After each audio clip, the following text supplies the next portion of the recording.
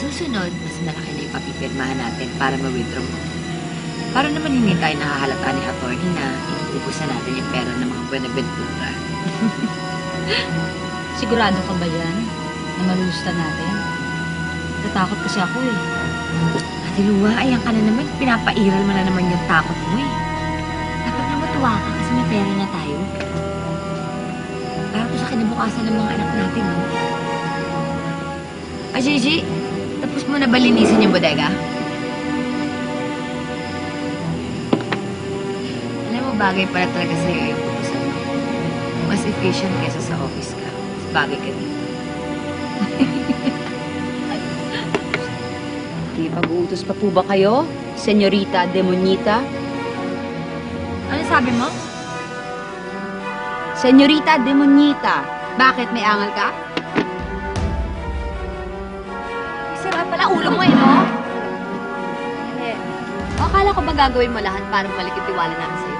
Bakit parang napipikon ka? Hello, halata naman pinagtitripan niyo lang ako. Ayun, naramdaman mo na pala na inuuto ka na namin. Akala mo kasi, mabibilog mo yung ulo namin. Ikaw yung iniisahan namin. Kung ganon. O pues, bibigyan kita ulit ngayon ng isa para manahinig ka. Oh, Gigi, wala na Ano? Malapit ka nga dyan. Ano? Oh, Tama na. Ano? Hindi mo naman ako kaya, di ba? Ano? Hindi mo naman ako kaya, di ba? Oh, puro ka ang ganyan eh. Tama na! Ano ka? Tingin ka? Ay! Tama na! Ano? Tama na! Oh, ano? Ha?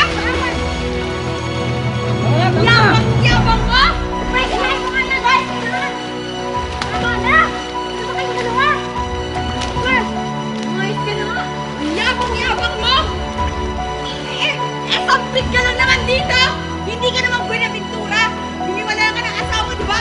Kasi Makati ka! Ay! Hoy! Ano kung sampit ako, ha? Ingit ala ka! Ha? Ano hindi ako bobo? Ha? Sinang bobo? Eh nakapag-aral ako! Ate Lua, grabe! Bobo ka daw, oh! Wow! Tumigil ka na nga, Gigi! Tumigil ka! Umayos ka na nga! Oo! Umayos ka na lang! Para na maalis ako! Kakapal ang mga mukha nyo! Pagod na pagod na ako sa inyo! Huwag mo susubukang umilit! Hindi na ako babalik dito! Don't touch me! Tama na!